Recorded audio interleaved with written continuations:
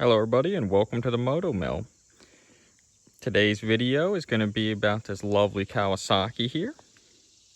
250 cc's. This is Kawasaki's 1975 offering, the KX250.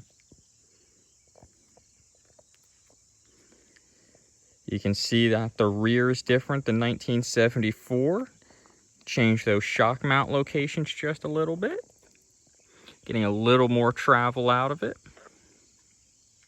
Now this bike here is still a work in progress. I've got a lot of things to do to it.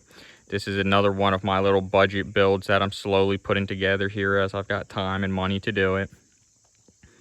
Picked this bike up at a swap meet. It was in really bad shape, and I've just slowly piecemealed it together over the years.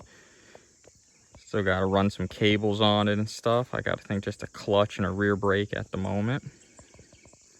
Got rental bars. That was probably the one part I really splurged on for it.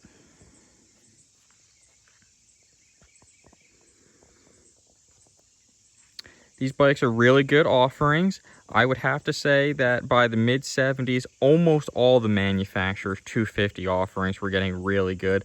All the Japanese offerings are great. It's hard to choose whether you'd rather have a YZ or a KX or a CR. The TM lags behind just a little bit. In fact, if anybody's ever owned the Kawi and the Suzuki, it's kind of weird to say, but the Kawis always felt like a trick version of the Suzukis to me. Like, I've had the KX 400 and TM 400s at the same track as each other, and the KX was just always a little better. I've never ridden the KX 450 or F12s yet.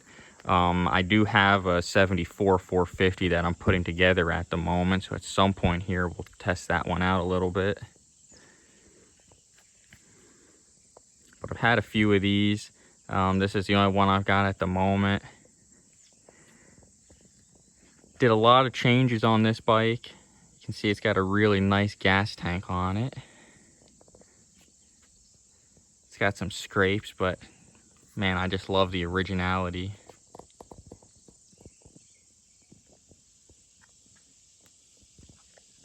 See, it's got these aluminum triple clamps. Still suffers from the same suspension issues that a lot of the other Japanese offerings have. Hurts it a lot. I think the really fast guys were putting those straight leg Marzocchis on, or the straight axle Marzocchis on.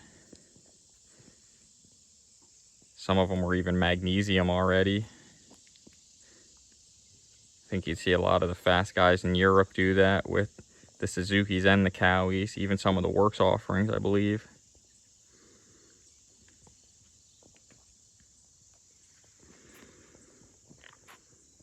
Not too much holding this bike up from running. I've got to put a back chain on it. I always like to have one of those on it before I fire it up and something happens.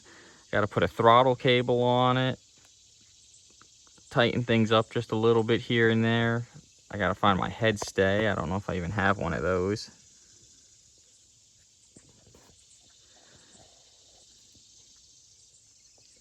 Mikuni carbs on these. Now, these bikes made good enough power that they would basically use this as their same power plant for a long time. Had some minor revisions over the years, but really it's the same platform.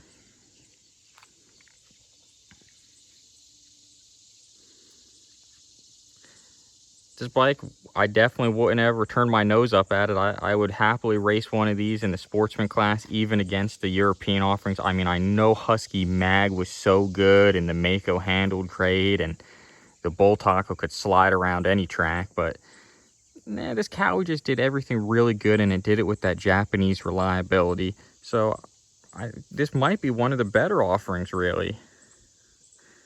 I've always had a soft spot for the 75, 76, even the 74s. I like them a lot. And I still got to put some bolts in the bottom of it here. But you see I've got Mulholland shocks on this bike. I always thought those did pretty good. They were also cheap to get shock for the longest time. Gonna have to do something about this seat cover here at some point.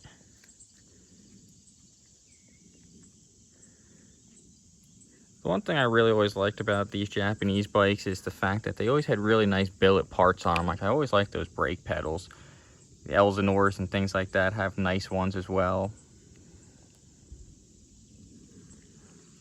Now you'll see somebody actually welded onto the Kickstarter here. Put a little piece of extra material there. And I'm not too opposed to that, because on these Cowies I have noticed that the Kickstarters do bend. The Suzukis as well. They don't ever seem to really just break off at the knuckles or anything like that too often, but they do seem to just start to bend back a little bit over the years. So probably a pretty good feature to have. This one's not quite as up and going as a lot of our other 250s at the moment, so sorry that we won't be able to do a running riding video of it today or anything like that. But we probably can do some content of getting this bike started up for the first time ever, and then in the future we'll start to compare it against some of the other machines actually out in the dirt. But for today, we're just going to do this nice walk around. You can see it's really a lovely machine. It's a good core to start with.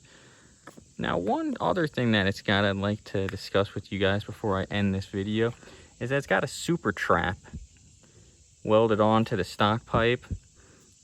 I don't know how cool that is. I mean, it kind of works, but you gotta clean out those discs in them all the time with 2 strokes. So I might lop that off at some point. We'll see how it does. Well, guys, please subscribe so that we can continue making content for you. Thank you, everybody.